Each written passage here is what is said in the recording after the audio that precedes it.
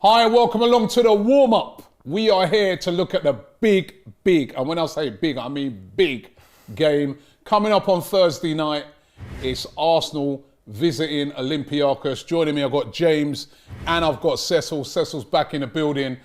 And trust me, this is a massive game. Now, let's get into some of the facts around the game. Of course, it takes place on Thursday, 8 o'clock GMT. And it's massive. It's going to be taking place. Now, bear with me. I'm going to give you the name of this stadium, right? Taking place at their stadium. Do you guys know what the stadium's called? Got the pronunciation? No, you know it. You know it. No one's going to give me the pronunciation. It's the Georgios Kyriakoulis Stadium, which I've probably messed up.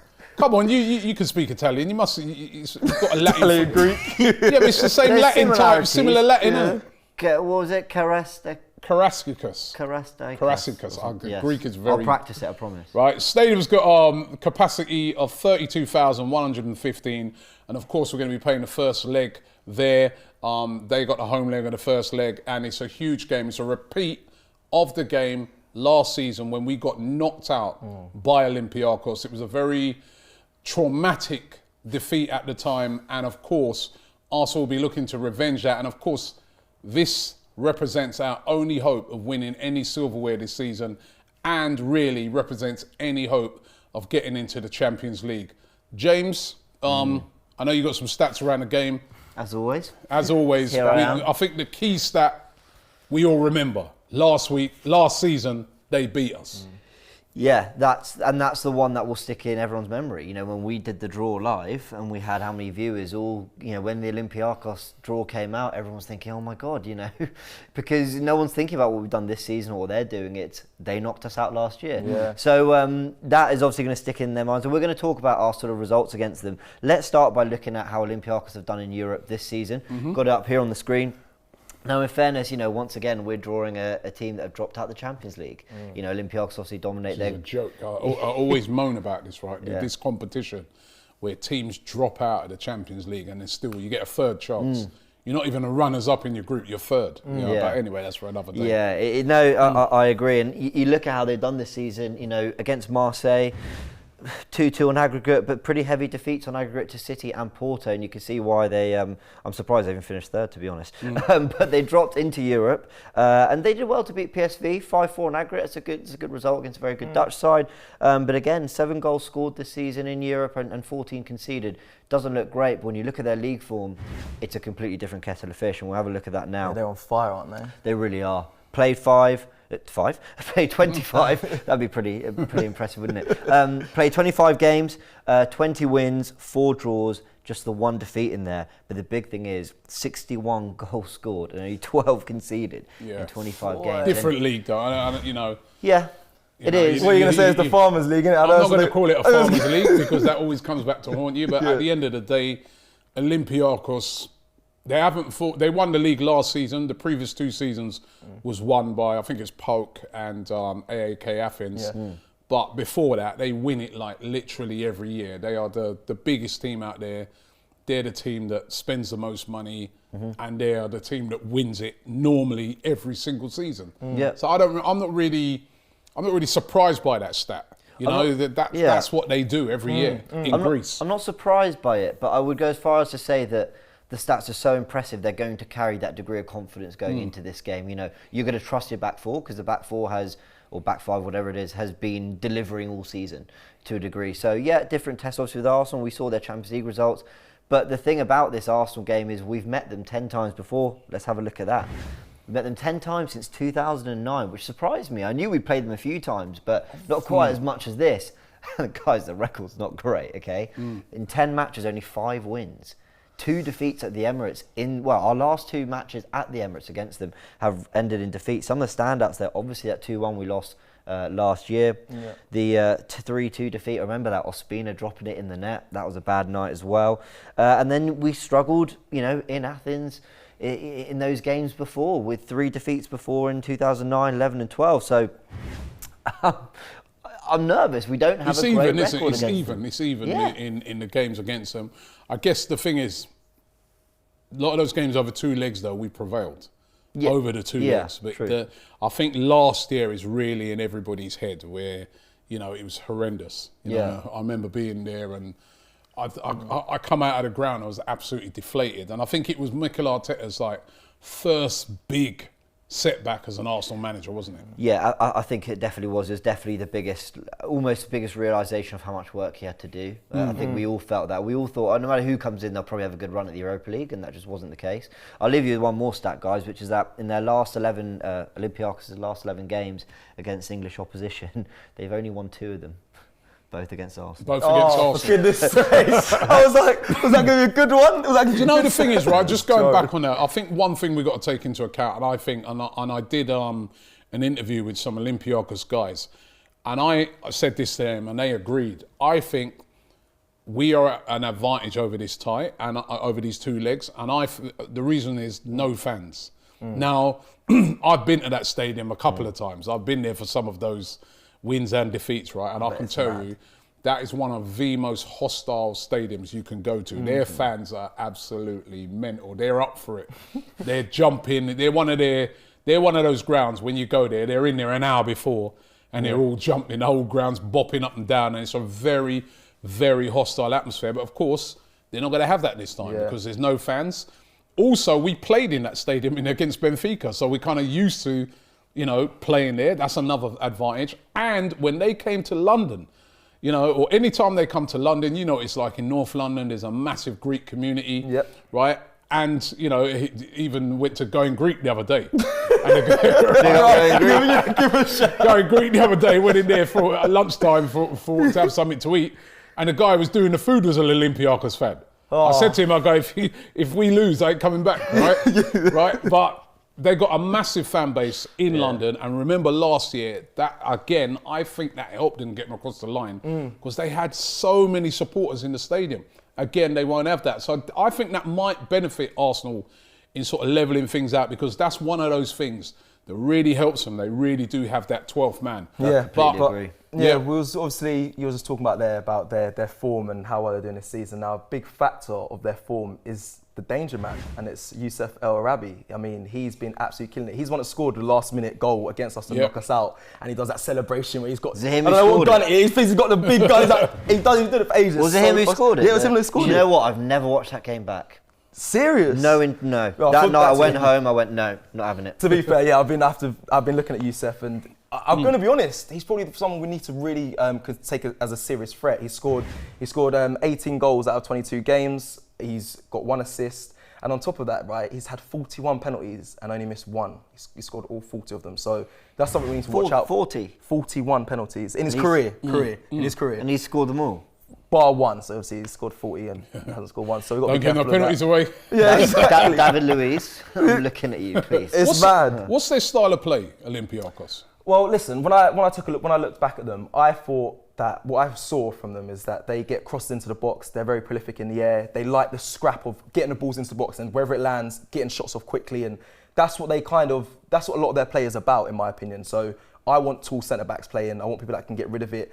And it's quite ironic because their biggest weakness, Olympiacos, is set pieces. So they can see from set pieces, but I think they score from crosses, set pieces, and getting the ball into the box. So that's their style of play, in my opinion. And I know you've been also tracking what Mikel Arteta said. Yeah. He's had his press conference. He's had quite a bit to say on this game. He's been asked a lot of questions around this game because, as I said, last season that was the big blemish on his record. I mean, it really. I remember he was on a good run, and that really was a crushing defeat. Yeah. So Arteta said he's only just recently spoken, as you guys are aware. He says he got asked, does he want revenge this time round? Does the team want revenge? Does he want revenge? He said it was hard. It was a hard pill to swallow. It was really cruel, and he wants to put it right. So I think he's taking this really serious, this game. I want revenge. Yeah, revenge. This game, it's massive. It's probably every Europa League game we play, he gets asked, is this the biggest game of the season? And he says, yes, I take this extremely serious, and so should the team. This is one of the biggest games. He then was asked, obviously, about the team selection, Robbie and James, if it's going to be affected, obviously, due to we got the North London derby this Sunday. And he said, the main game is tomorrow, obviously against Olympiacos. But he said he has to rotate where he can, but the main game is tomorrow. The main focus is tomorrow. So again, guys, he's taken tomorrow serious, and so he should. In my opinion, this is it. It is the biggest game in the season. Yeah, this is what we need to. The Europa League campaign is most important right now. I'm kind of done with the league. Don't get me wrong, we've got to still pick up points, and the North London derby means everything to me. But we've got to go far in this Europa League campaign, you know. And another question. This is what I think people want to hear as well. He was asked about: is he encouraged still to play out at the back? Is he still encouraged to do that? And these were his words. He says, "I'll always do that as long as we as a team and all the time follow our principles and the rules that we have." This was interesting to me because playing out the back, it shows that he's doing it very strict and it's very routine. But that's when some mistakes can happen. So I found that very interesting. I think it might. I'm happy with it, right? Yeah. There was a guy, this electrician, come to my house yesterday, and when he turned up, he was an Arsenal fan. He had like all these Arsenal banners in his van and all that, and then so we ended up chatting about it. And he was like, "Robbie, why didn't we just kick it long?" And I'm like, "Nah." I go, if that's our style of play, our first goal we scored from playing out from the back. Correct. That goal just got messed up because of Xhaka, as far as I'm concerned. I mean, the guy came round, he thought Leno's fault because he should have hoofed it. But but it is the way we play. Yeah, that's what Arteta says. People know we're going to play that way, and they will be pressing to try and force a mistake from that. But if you can beat that, if you're brave, and to win trophies, you've got to be brave. Remember that goal we scored against Man City in the semi-final of the FA Cup last year? Again, brave football out from the back. Nobody was moaning about it then. No. Sometimes it goes wrong. We've got to cut out the mistakes. Got to cut out the mistakes. And Arteta said that many a times. He's like, we're our own biggest downfall, which we are. It's the silly mistakes. You talk about that as well, playing at the back. One of the style of play of Olympiacos, and I'm quickly cutting back, they play a 4-2-3-1 as well. So they can match us up man for man. So it is generally on the players that are playing for Arsenal, their ability to get round the players. So it is just, we got to play out from the back and the players got to be on it. Last couple bits, this killed me. I love the press conference, guys, because they ask the questions that you want to hear. This is the one, if players should scream less. He was like, Lacazette. Oh my What Lord. did he say about that? He goes, Oh, no. I don't comment on what players do. I comment on I don't comment on what players do, on what players focus on. I just focus on us. So yeah, it's the same. In with other other words, he players swerved the question. Swerved it because he knew that Lacazette, that scream was ridiculous. And what about Socrates? Anything on Socrates? He must have said something about Socrates because, of course, Socrates probably be starting that game because I know they got injuries to one of their key centre backs. So Socrates will start that game. Did he have anything to say about Socrates? He did. Just before I read about what he said, that's interesting. They said they got a lot of centre-backs that are injured at the moment, but the fans that you spoke to, they pride themselves on their defence. They really do. They say, we've got a strong defence. XG, the guy said from Gate 7, he said it was less than 1 over 2 legs against PSV. So they pride themselves on their defence. But You've got to look at their defensive record to know that they do. It's true, but with the injuries, I think we should be able to expose them, especially if Socrates is playing. Arteta said, Papa is such a good character and very popular player here. He was liked and loved by everybody. It was a pleasure to work with him. He's such a pro. Now, I find this is what I love about managers, right? There he goes, all the things about how he is, how he acts, nothing about his footballing ability. So, for me... No, but he was such a lovely guy that you never played him once. And you bombed him out of the team. This is you know what I mean, right? And Socrates, listen, right, he might have said those nice words, but Socrates is going to remember that. And he will be coming to try and put a performance in. But listen, it is what it is that Socrates is there. And thanks for that, Cecil. No worries. Of course, I've done a great interview this week with the guys from Gate 7. Gate 7 are a Olympiacos podcast. And they had some really interesting things to say about how Olympiacos are going to approach this game. But yeah, strengths and weaknesses. Strengths first. Mental toughness. And the fact that we have, like I said before, like everybody knows their role in the team. Nobody whinges about sitting on the bench. Players that come off the bench will give something. If you look at the last 4 or 5 games that we've played, I think we've scored, important equalisers or important winners in the last 10 minutes of the game. So the game's never over until the whistle's blown. There's a real character. We know all about that as Arsenal fans. In terms of weakness, Ari, you would probably mention the set pieces, and we've conceded 10 goals out of 13. 10 goals out of 13 have come from set pieces since December 20th. From Arsenal, we play a zonal defense like a lot of Iberian managers like to play. It's cost us in the last few games against PSV. Well, cost us in terms of leaked goals, but didn't cost us in the end. So that's one weakness. I don't know, Ari, if you want to add a couple of things. Really, the set pieces is the most glaring weakness. Great insight from those guys, about Olympiacos. When you hear that, the starting 11s are going to be really, really interesting for the game tomorrow. I've done my starting 11. I'm going to give you my one first. Then maybe you can get a little spin on your guys' starting 11. My starting 11, I've got Leno in goal. I've gone with Cedric coming in at right back. He was completely rested at the weekend. I want him to start, not Hector Bellerin. Cedric, for me, more dynamic, gets crosses in better. David Luiz and Mari, I've gone with. I think that's the best partnership at the moment. Gabriel looked a little shaky against Benfica. Listen, he's been excellent this season, but I've just liked Mari. I've liked Mari, and to me, Luiz has to start. Kieran Tierney, of course, left back. Thomas Partey, and what? I put Ceballos. I didn't put Ceballos. Thomas Partey and Xhaka. Xhaka is in my team, right? I know he made that mistake, but he has been playing pretty well this season. He does make mistakes, unfortunately. It's something we're going to have to live with, but I think there's no one else who can really play that role. He's better than El Neni in that role. And then I've gone Saka on the right-hand side, Odegaard down the middle, even though Smith Rowe could be back. I know he's back in full training. Pepe on the left-hand side and Aubameyang up top. That's my team. James, you similar? What have you gone? 10 are the same, but I've gone for Ceballos over Xhaka because I think Partey can do that deep role. I think he's a better tackler. I think he's better on the ball. I think he looks after the ball better and could probably beat the press better. You got to look at that goal against Burnley. He was pressed, but he looked after it. He moved a bit, knocked it to Xhaka, got it back, and I see no reason why Ceballos can't be the kind of more advanced partner of the two. James. So, Respect to that. Yeah, Ceballos comes in You for got Xhaka. the same team? Same team. Yeah. And on top of that as well, Ceballos and Odegaard together, I think it works. It works. And I think Odegaard plays. You guys are forgetting though, we're playing away from home, man, and there's got to be a bit of security in that team. And I think Xhaka. I think Partey is more of a box-to-box midfielder. He doesn't really, does he defend? He does defend, but Xhaka can sit deeper. I see Xhaka is a player that I see drop back into the back four to make a 5. You know what I mean? He does that lot more than Partey. He does that better than Ceballos.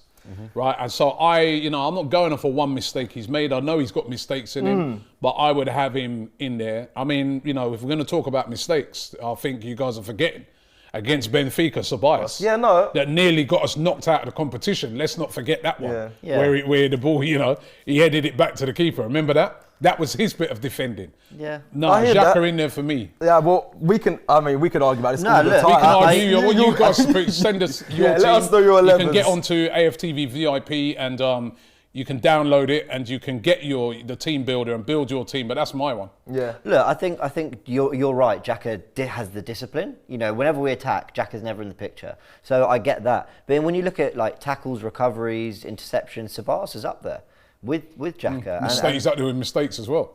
No, I Don't back down, Jim. Don't back down. Don't back down. As I said, right? 4 years of Xhaka dropping clangers and Ceballos has one bad game. That nearly knocked us out. And Robbie likes Xhaka dropping into the back line. We were not a fan of that. I know but he helps out. He drops into there and helps out into that back line. We're playing away from home, and I just think that extra security, him and Partey, I think maybe the next leg, maybe a Ceballos, but for this one, or Ceballos can come on. But for me, I go Partey, Xhaka. That'd be just me. Do you know, one last thing I'll just touch on really quick is you said, obviously we're away from home, so maybe be a bit more stable. I think we need to learn from our last few knockout rounds in the Europa League, and we need to treat this like the game to score goals.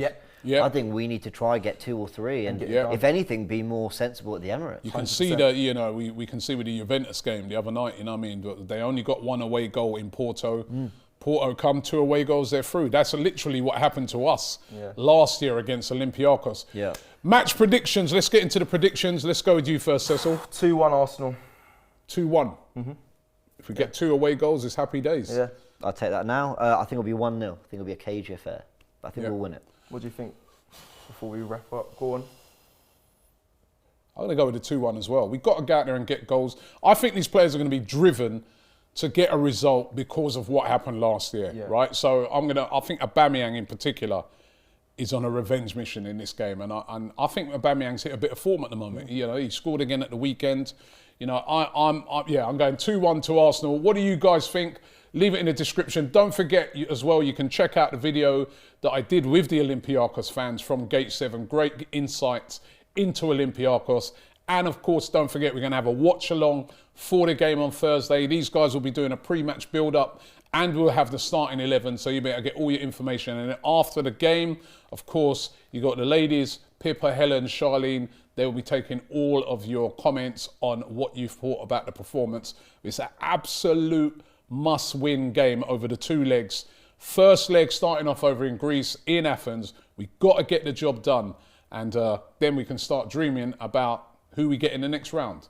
Thank you. Today's show is sponsored by Profit Accumulator, the UK's #1 match betting service. So what is match betting? It's a method that's used by individuals to profit from free bets and incentives offered by bookmakers. By leveraging one bookie's offer against another bookie's offer, it's possible to ensure that the odds are in your favour. And when you sign up to Profit Accumulator, they will walk you through how to do match betting with their easy to follow video guides. Profit Accumulator have a friendly 7-day-a-week customer support team that will help you with any questions that you might have. So what are you waiting for? Click the link in the description and you can start your Profit Accumulator journey today and you won't regret it.